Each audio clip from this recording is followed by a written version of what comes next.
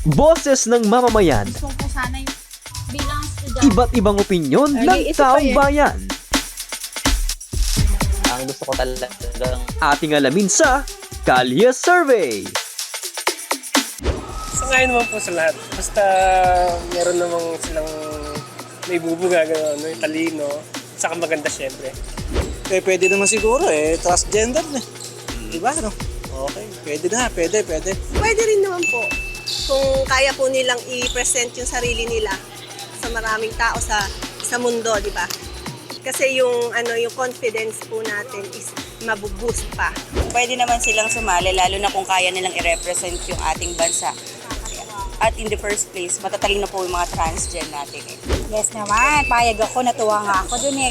Kumbaga, para sa lahat, di ba? Kahit ano pa man yung ano mo, babae ka man, lalaki, or transgender, dapat welcome sa lahat sa mga ganong competition. Yes, pwede. Unang-una, tao yan eh. Bakit aalisan natin ang karapatan? Lahat tayo may karapatan. Diba? Kaya nga yung kay Miss D, mali yung kanila na yan. Siya dapat nanalong Miss Universe. Hindi. Bakit?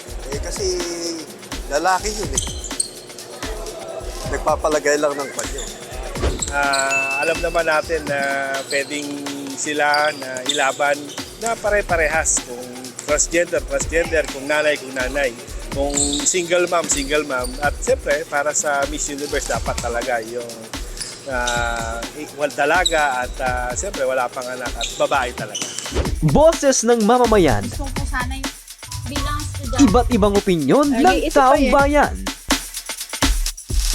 ang gusto ko talagang Ating alamin sa Kalye Survey.